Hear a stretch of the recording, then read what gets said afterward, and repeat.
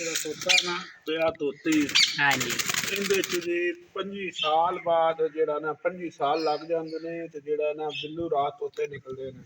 ਅੱਛਾ ਤੇ ਇਹਨਾਂ ਨੂੰ 25 ਸਾਲ ਲੱਗ ਜਾਂਦੇ ਨੇ ਤੇ ਬਿੱਲੂ ਰਾਹ ਵੀ ਨਿਕਲਦੇ ਨੇ।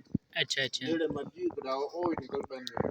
ਠੀਕ ਬਿੱਲੂ ਹੋ ਵੀ ਗਿਆ। ਨਿਕਲਦੇ ਨੇ ਜੇ ਮਰਜ਼ੀ ਤੁਹਾਡਾ ਦਿਲ ਕਰੇ ਇਹਦੇ ਨਾਲ ਮਾਦੀ ਲਾਉਣੀ ਪੈਂਦੀ ਬਿੱਲੂ ਅੱਛਾ ਬਿੱਲੇ ਇਹਦੇ ਵਿੱਚ ਕਰਾਸ ਹੋਣਗੇ। ਹਾਂਜੀ ਉਹ ਵਿੱਚ ਤੋਤਾ ਜਿਹੜਾ ਨਿਕਲੇਦਾ ਇਹਨਾਂ ਵਿੱਚੋਂ ਕਰਾਸ ਕਰਤੇ ਤੇ ਉਹਨਾਂ ਨਾਲ ਬਿੱਲੂ ਮਾਦੀ ਛੱਡਣੀ ਪੈਂਦੀ ਹੈ। ਠੀਕ ਹੋ ਗਿਆ। ਉਹਦੇ ਵਿੱਚ ਮੁੜਨਾ ਉਹਨਾਂ ਕਰਾਸ ਕਰਕੇ ਜਗ੍ਹਾ ਮੁੜ ਜਿਹੜਾ ਇਹਨਾਂ ਬਿੱਲੂ ਮਾਦੀ ਲੈਣੀ ਪੈਂਦੀ ਹੈ। ਹਾਂਜੀ ਬਿੱਲੂ ਮਾਦੀ ਲੈ ਤੇ ਫਿਰ ਉਹਦੇ ਨਾਲ ਉਹ ਕਰਾਸ ਕਰਾ ਤੇ ਮੁੜ ਉਹਦੇ ਵਿੱਚ ਬੱਚੇ ਨਿਕਲਦੇ ਨੇ। ਅੱਛਾ ਅੱਛਾ ਇਸ ਤਰ੍ਹਾਂ ਦੀ 25 ਸਾਲ ਲੱਗ ਜਾਂਦੇ ਨੇ ਪੂਰੇ 25 ਸਾਲ।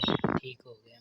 ਹਾਂਜੀ 25 ਸਾਲ ਲੱਗਣ ਤੋਂ ਬਾਅਦ ਇਹ ਜੀ ਬੰਦਾ ਕਾਮਯਾਬ ਹੋ ਜਾਂਦਾ। ਇਹ ਨਹੀਂ ਕਿ ਬਿੱਲੂ ਜੋ ਲੋਕ ਲੈ ਰਹੇ ਨੇ ਮੰਗੇ ਉਹ ਨਹੀਂ ਲੈਣੇ ਚਾਹੀਦੇ ਆਦੇ ਘਰ ਹੀ ਬਣਾਉਣਾ ਚਾਹੀਦਾ। 25 ਸਾਲ ਲੱਗ ਜਾਂਦੇ ਬਸ। ਠੀਕ ਹੋ ਗਿਆ। ਤੇ ਅਗਰ ਤੁਸੀਂ ਜ਼ੈਲੋ ਰਾਹ ਬਣਾਉਣੇ ਚਾਹੋ ਤਾਂ ਉਹ ਵੀ ਕਮ ਸੇ ਕਮ 10 ਸਾਲ ਤੋਂ 11 ਸਾਲ ਤੱਕ ਲੱਗ ਜਾਂਦੇ ਨੇ। ਠੀਕ ਹੋ ਗਿਆ। ਜੰਗਲੀ ਮੇਲ ਹੋਵੇ ਹਾਂਜੀ ਤੇ ਤੋਤੀ ਜਾਓ ਠੀਕ ਜਿਵੇਂ ਹੋ ਹੁਣ ਗਿਆ। ਹੈਗੇ ਹਾਂਜੀ ਇਸ ਤਰ੍ਹਾਂ ਇਹ ਵੀ ਬਣ ਜਾਂਦੇ ਨੇ।